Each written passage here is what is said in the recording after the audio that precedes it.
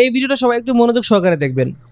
হিন্দুরা মুসলমানদের প্রতি কী পরিমাণ হিংসা রাখে এবং তারা মুসলমানদেরকে কিভাবে মিটিয়ে দিতে চায় সেটার একটা নমুনা হচ্ছে এই ভিডিওটা।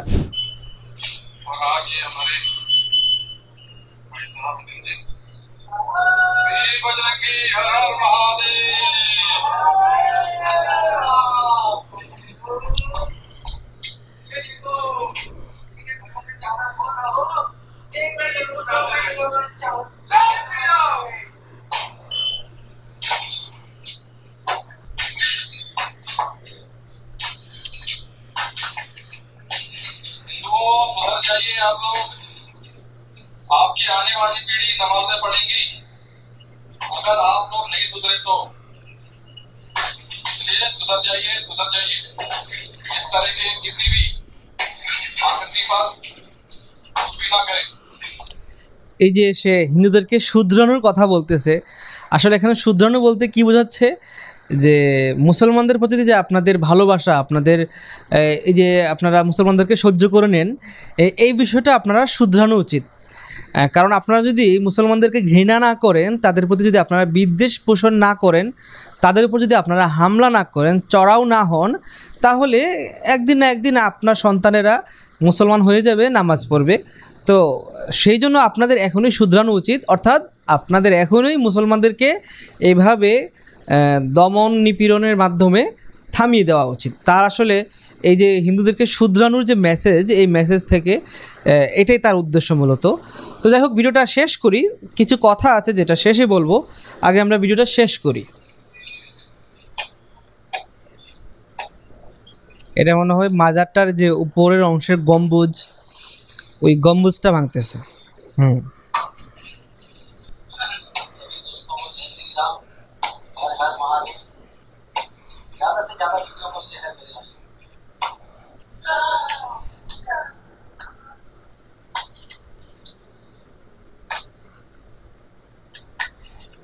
তো প্রথমত আমি আমার এই হিন্দু ভাইদেরকে ধন্যবাদ দিতে চাই, তারা এই মহান কাজটি করার জন্য।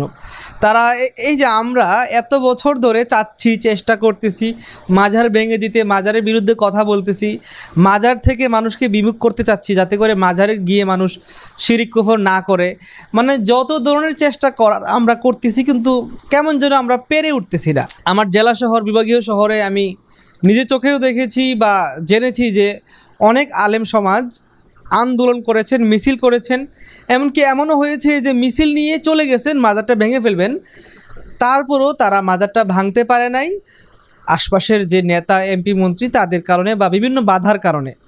তা আসলে বাধাটা আসতো এভাবে যে মাজারে একটা বিজনেসের মতো ব্যাপার স্যাপার আছে, যেখানে অনেক অন্ধভক্ত মুসলমানরা গিয়ে দান করে এবং সেই দানের টাকা এত হিউজ পরিমাণে হয় যেটা ভাগ করা হয়। ভাগ করে কিছু ওই যে মাজারের খাদেম নামের ভণ্ডগুলো এরা কিছু নেয়, কিছু এমপি মন্ত্রীরা নেয়, কিছু প্রশাসন নেয়। এরকমটা আমরা শুনেছি এবং এটাকে আমরা বিশ্বাসও করি। কারণ এরকমটা যদি না হইতো তাহলে শুধু তাদেরকে এত প্রোটেকশন দেওয়ার কোনো যৌক্তিকতাও আমরা দেখি না। এবং তারা এমন কি যে কবর একটা বানায় বসে রয়েছে, এটাতে বিজনেস করতেছে, আর এত হাজার হাজার আলেমরা ভাঙতে গিয়েও তারা ভাঙতে পারতেছে না। এখানে কি অদৃশ্য শক্তি সেটা তো আশা করি বোঝা যায়। সুতরাং এটা আমাদের কাছে সহজেই অনুমেয় যে এখানে কাদের হাত আছে। যাই হোক, তো এই যে আমরা এত কষ্ট করে এত চেষ্টা করার পরেও আমরা এই মাজারগুলো ভাঙতে পারতেছিলাম না, তো সেই জায়গায় আমাদের দেশে না হোক, আমাদের পার্শ্ববর্তী দেশ ভারত, যেখানে আরও বেশি পরিমাণে মাজার পূজা হয়, তো তারা ওই সব জায়গার মাজারগুলো ভেঙে দিচ্ছেন। এই জন্য আসলে আমি আন্তরিকভাবে খুবই খুশি হয়েছি তারা যে এই মাজারগুলো ভেঙে দিচ্ছেন, যা মূলত আমরা ভাঙতে চাচ্ছিলাম কিন্তু আমরা পারতেছিলাম না। তবে এখানে একটা বিষয় আছে যা না বললেই নয়।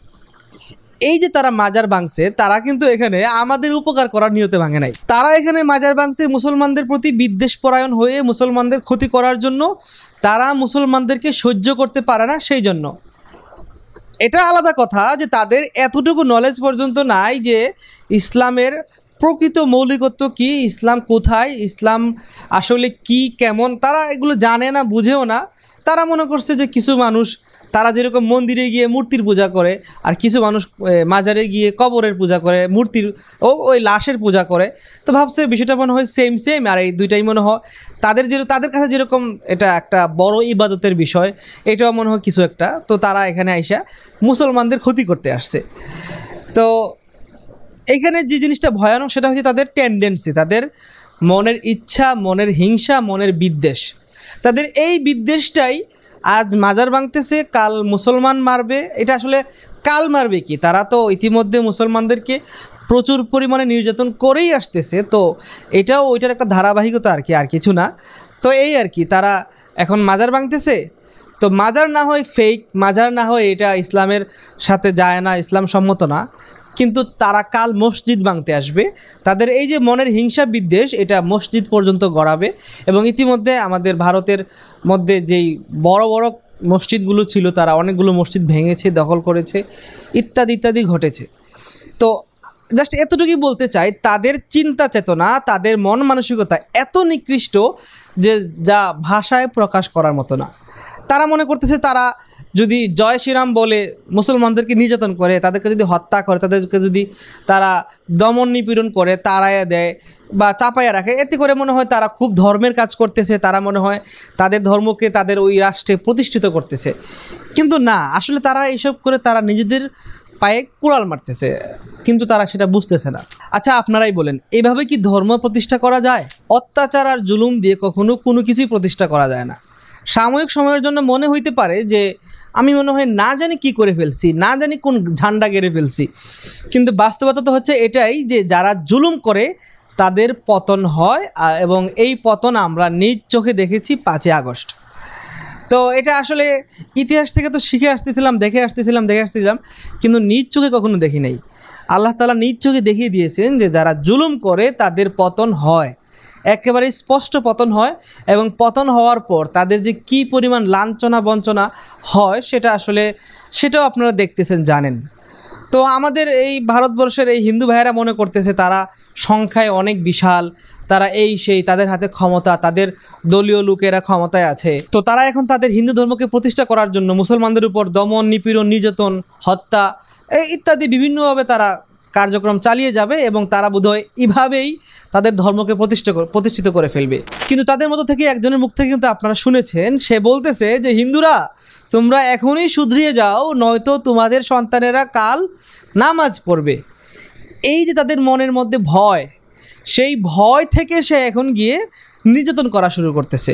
এবং সে নিজেও জানে না এই যে তার নির্যাতন, এই যে তার এই কর্মকাণ্ডগুলোই এই ইসলামকে আরও বেশি প্রতিষ্ঠিত করতে, আরও বেশি শক্তিশালী করতে সাহায্য করতেছে। এটা আসলে তার কোনো আইডিয়াই নাই সে কি করতেছে।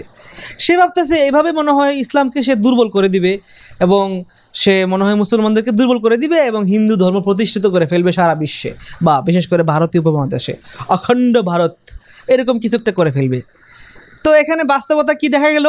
বাস্তবতা হইল, প্রথমত তারা যে কাজটা করছে এটা এমন একটা কাজ করছে যেটা আমরা যারা প্রকৃত মুসলমান, আমরা যারা আলেম সমাজ, আমরা যারা ইসলামের প্রকৃত ধারক বাহক, আমরা এটা বহু কাল থেকেই করতে চাচ্ছি যে আমরা মাজারকে রাখবো না, মাজার ভেঙে দিব। মাজারের মধ্যে আল্লাহ বিরোধী, খুদা বিরোধী কর্মকাণ্ড হয়, ইসলাম বহির্ভূত কর্মকাণ্ড হয়, এগুলো আমরা বন্ধ করতে চাই। তো আমরা যেটা চাচ্ছিলাম, আমরা পারতেছিলাম না, তারা আমাদের প্রতি হিংসা পরায়ণ হয়ে সেটা করে দিয়েছে। মানে তারা এতটাই বোকা যে তারা আমাদের ক্ষতি করতে গিয়ে উপকারই করে দিয়েছে, গেল একটা বিষয়। দ্বিতীয়ত, তারা যেটাই করেছে, যাই করেছে, এতে করে আমাদের উপকার হোক বা না হোক সেটা পরের কথা। মেইন কথা হচ্ছে তারা এই যে তাদের মনের মধ্যে হিংসা বিদ্বেষপূর্ণ যে তাদের আচরণ, এটা যে তারা প্রকাশ করেছে, এতে করে কিন্তু তাদের অবস্থান বিশ্ববাসীর কাছে আরও বেশি পরিষ্কার হয়ে গেছে যে তারা কেমন মনের মানুষ, কেমন চরিত্রের মানুষ, যে তারা গিয়ে অন্য ধর্মের কিছু উপাসনালয় বা যেটাই হোক, তারা ওখানে গিয়ে অ্যাটাক করে, ভাঙচুর করে। আবার দিন শেষে তারাই কান্নাকাটি করে দাবি করে যে মুসলমানরা নাকি মন্দিরে অ্যাটাক করে। অথচ বাংলাদেশের এই প্রেক্ষাপটে আমরা যা কিছু দেখতেছি, যতগুলোই অনাকাঙ্ক্ষিত মন্দিরে বা হিন্দুদের উপর অ্যাটাকের ঘটনা এসেছে, তার সবগুলো দেখা যাচ্ছে হয় হিন্দুরাই এগুলো ঘটাচ্ছে, অথবা আওয়ামী লীগের লোকেরা এগুলো ঘটাচ্ছে। বাংলাদেশের অন্যান্য জনগণ বা বিভিন্ন যে রাজনৈতিক দলগুলো আছে, এদেরকে তারা কলুষিত করার নিয়তে এগুলো তারা করতেছে। তো বিষয়টা খুবই সিম্পল, যে তারা নিজেরাই এগুলো করে অন্যদের ঘাড়ে চাপিয়ে দিচ্ছে এবং নাটক করতেছে।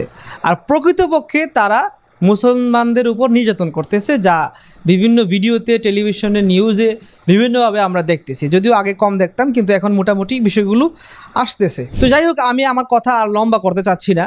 আপনারা আশা করি বিষয়টা বুঝতে পারতেছেন যে তারা কতটা হিংসুক, কতটা নিম্নমানের চরিত্রের অধিকারী, এবং তারা কিভাবে মানুষকে অত্যাচার করে, মানুষের উপর দমন নিপীড়ন চালিয়ে দিয়ে তাদের নিজেদের স্বার্থ, নিজেদের ধর্মকে প্রতিষ্ঠিত করতে চায়, যা আসলে কখনোই সম্ভব না।